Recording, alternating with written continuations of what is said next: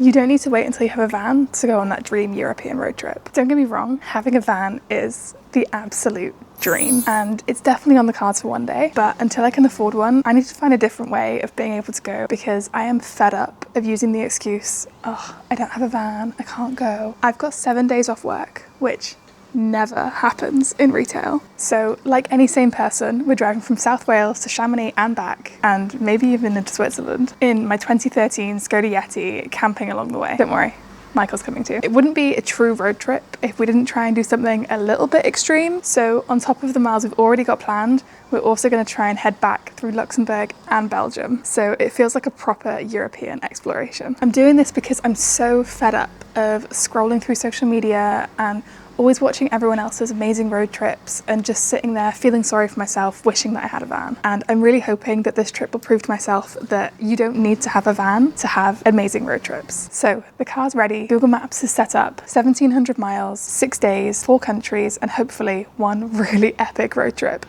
Let's go.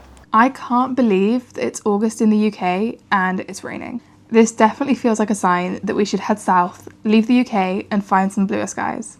We're aiming to be away for about a week, but Michael and I are such chronic overpackers that whenever we take the car anywhere, it always ends up being chocker full. We've got about a 3.5 hour drive from South Wales to Folkestone today, so we're going to chuck on some good tunes and get some miles in.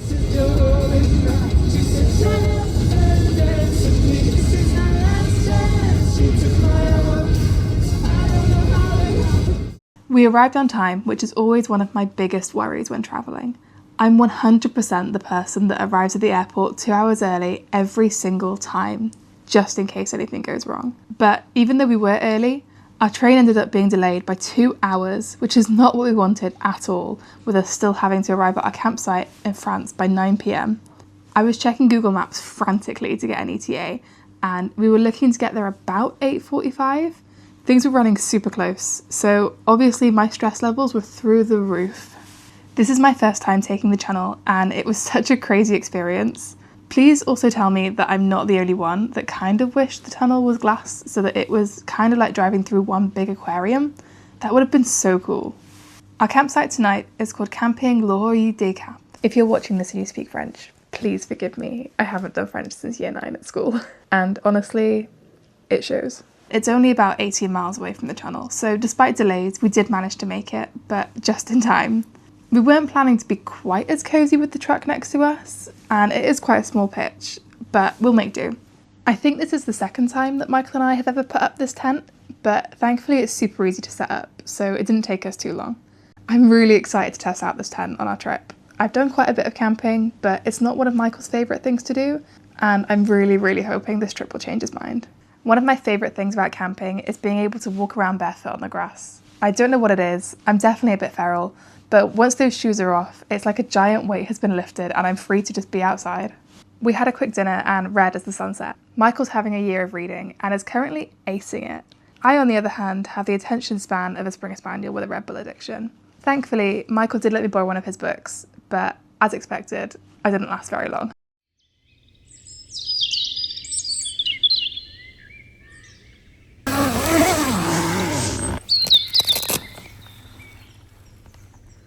Today we've got about 6 hours of driving ahead of us as we go from where we are now, just outside of Calais, to tonight's campsite, Camping L'Oreille des Vosges in Le Val de Jules.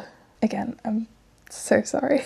It's moments like these that make me wonder what came over me when I thought this trip would be a good idea. But my best friend went to Chamonix in 2023, and ever since I've seen the photos, I've always wanted to visit this mountain town heaven. So when I saw I had 7 days off work, I immediately went to Wilder Trips and planned a route to see if it'd even be possible. And it was, just about. So we were going to do something epic. However, today is basically 6 hours of French motorways, rest stops, easy to make chicken salads, naps, and non-stop driving. So not quite as epic as I'd hoped. After seeing flat landscapes and motorway signs for hours, as well as stocking up in the local Carrefour, I was so happy to come off the bigger roads and be making our way into the mountains and heading to our home for the night. There's something that I love so much about French towns. I feel like they're so much cuter than towns in the UK, and I think that because we used to holiday in rural France as a family when I was younger, it always makes me feel like I'm on holiday. We set up the tent and I immediately got to cooking because I get hangry like there's no tomorrow. And it was already 7:30 and all I had in me was some rice crackers and a Caesar salad. I really need to get some more camp cooking inspiration. I swear I'm always having chicken and something or rice and something, and while technically yes, it's a meal, it's not exciting and there's never a lot of variation. So if you're watching this and you go camping or you're just really, really great at cooking, please let me know in the comments what your favourite camp meals are, because I can't keep going with chicken Caesar salads. We squeezed in a couple of games of Double, one of our favourite camping games, and then we headed to bed after another day done on our camping road trip adventure. I will say, I think that having a home for things is definitely a point in the van column. I swear that each day we packed up, the car got more and more chaotic and things were getting lost and just piled on top of each other or thrown in a random bag. But I'm not letting that get me down today, because today is the day that we head down to Chamonix. Well, not quite Chamonix. We're staying at a campsite called Mont Blanc plage, about 18 miles away, but this will be the one and only part of our trip where we're spending more than one night in the same place, so that's pretty exciting just in itself. Today's drive took us through one of the popular skiing parts of France and past a restaurant that wasn't very happy with us having a drink and using the loo, point 2 in the van column, but we were on some incredible mountain roads and could even see Lake Geneva, so I wasn't going to let anything get to me. We made the choice to pop into Switzerland to add another country to our trip, just in case we didn't have time later on. I loved this border crossing. There wasn't anyone in there, and the bollards were there just to kind of slow traffic down. In case you haven't ever driven near Geneva before, you're basically in Switzerland for what feels like about 10 minutes before you're back in France again. We were in the final countdown and getting closer and closer to our home for the night. We only had about 5 hours of driving to do today, but the toll roads around Annecy and Chamonix had some amazing views.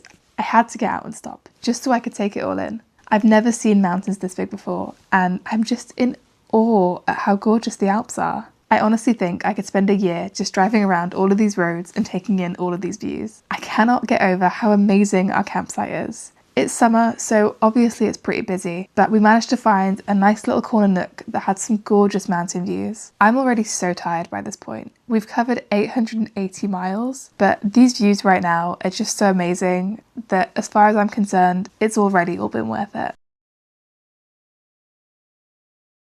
There's something so special about a campsite in the morning, before everyone else wakes up. I always feel like it's so quiet and peaceful, and it makes me so happy.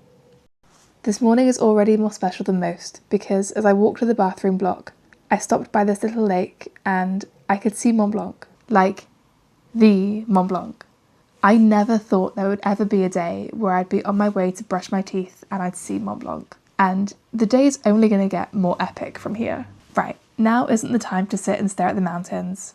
We've got to head to Chamonix. I think this part of the drive and this bridge were just incredible. If you're ever thinking about visiting Chamonix and driving around that area, I highly recommend that you do it. Arriving in Chamonix felt so surreal. It's this amazing town with 360-degree stunning mountain views. There were so many paragliders. I was having the most magical time just watching and taking everything in. We're visiting about a week before the UTMB race series, which is this epic ultramarathon that takes place around Mont Blanc, starting in Chamonix. It has 170 kilometres and 10,000 metres of positive elevation gain, and it takes you through Italy, Switzerland and France. It is truly incredible, and there was definitely a buzz in Chamonix of trail runners getting ready to start the race. We had a lovely stroll around the town before deciding to explore further afield. Something I'm super excited to do this trip is to go on the Chamonix luge. I've only done one luge before, and that was also in France about 11 years ago. It was really fun, but I do remember my brother coming down a little too quick behind me and crashing into me, so I've always been a little bit cautious when it comes to them. It was also a completely new experience for Michael, so to help us both have the courage to do it, we decided to share a luge. The views on the way down were just out of this world. Like, what do you mean that there is Mont Blanc and there's Chamonix and I'm in the Alps just having the best time? It was so good that we decided to go again, and it's safe to say that Michael had a great time too. The next thing on our to-do list was to go to the cable car up to Flagey. There is a gondola that you can take up Mont Blanc called Aiguille du Midi, and it has some stunning views, but as this was attempting to be somewhat of a budget trip, we went for the option that was only €25 each for a round trip. I love exploring the mountains, but I do get a bit nervy inside when the cable car is going up and you can see the ground literally getting further and further away. But this trip is all about trying new things and doing it anyway, so here goes. As we were going up, you could see the people walking and even running up the mountain. I guess they might have been prepping for the run next week. The views from the top of Mont Blanc and the surrounding mountains were way better than I had expected. There was this gorgeous little lake and a cafe at the top, and obviously when in France, I had to have an Orangina. I just can't believe this trip is actually happening. It's coming up to about 2 o'clock and there is still some of the day left, and I'm absolutely determined to squeeze in as much into this trip as physically possible. So obviously we're heading into Switzerland. I really want to try and make it across to the Zermatt today, but it is a 6-hour round trip. We ended up making it about an hour in before we turned around and headed back to our campsite. It was upsetting that we didn't make it to Zermatt, but I know that we'll be back. And let's be honest, the views along this drive were worth it anyways. The Alps are just so magical. After a little afternoon siesta, or whatever the French equivalent is, we walked to the beach,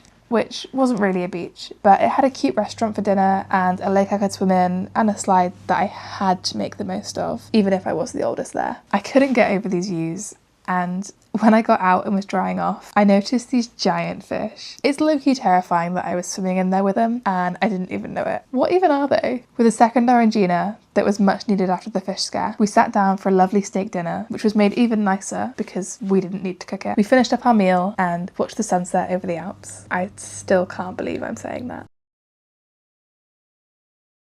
I'm still not over waking up to this view, and I'm honestly so gutted that we have to leave the Alps and start heading back to the UK today. But I am also excited because today we get to head up to Luxembourg and finish up in the Ardennes forest in Belgium. It's only a 7.5-hour drive, but we're going to ignore that part. The drive absolutely flew by, and we ended up skipping Luxembourg as it added some extra time that Michael and I were both a bit too tired for, but arriving in the Ardennes was amazing. The forest was such a luscious change to the mountains, and it had some much needed shade, as thankfully Europe did get the memo that it's summer. I'm honestly so grateful for how much we've been able to fit into this trip, and I'm just so glad that we decided to do it.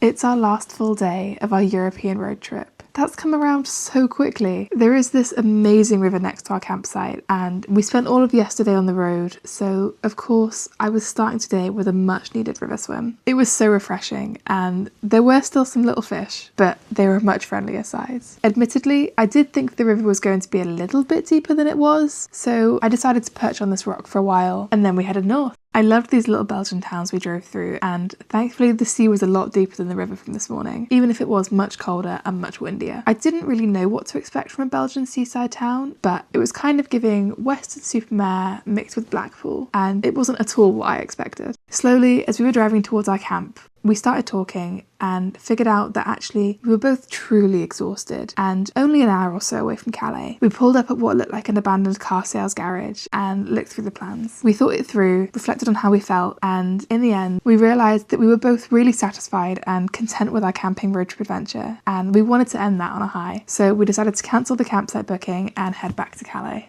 I can't believe we actually did it. That was so amazing, and I'm honestly so glad that we did it. Chamonix is definitely one of my favourite places on earth, and I'm so happy that we decided to do this road trip, even though we don't have a van. We took 7 normal days and made them truly memorable. We watched the sunrise behind Mont Blanc, camped in some of the most beautiful places I've ever seen, swam in a river in the Ardennes and faced fears on a luge in the Alps, walked along a beach in Belgium and even dipped in the sea, took a cable car up and had amazing views of Mont Blanc. We made countless memories. I've definitely shown myself that my past belief that we had to wait until we had a van to be able to live this adventurous life is completely wrong, and it is totally worth doing that thing you've been thinking of rather than just putting it off until the time's right, even if it doesn't look exactly how you thought it would. This trip is proof that if you've been thinking about doing something, you should just go and do it. This was such an epic trip of just exploring the outdoors, squeezing as much in as possible, being in nature, as well as just relaxing in some of the most beautiful places that I've seen in the world. Please take this as your sign to not postpone adventures until you have the things that you think you want that'll make them perfect. You definitely don't need a van to explore Europe. Yeah, it's probably a bit more comfortable and it's probably a little bit easier, but it's not impossible to do it without one, and it is 100% worth doing that European road trip just as a camping holiday instead. Those 6 days could have just been spent at home, sorting things out, being comfortable, and dreaming of adventure. But instead, they were spent living it by taking on this European road trip that honestly is one of the best road trips of my life. Let me know down below if you'd think about doing something like this. I'd absolutely love to know what all the amazing adventures you guys want to do are. Speaking of, I've got lots more adventures incoming on this channel, like exploring Colorado from Rocky Mountains National Park to Red Rocks and Garden of the Gods. My first ever bikepacking trip, staying at an over 25 campsite in the Brecon Beacons, and taking on the NC 500 in 3 days. Make sure you subscribe so you don't miss out. I'm wishing you all good vibes and great adventures, and I'll see you in the next one.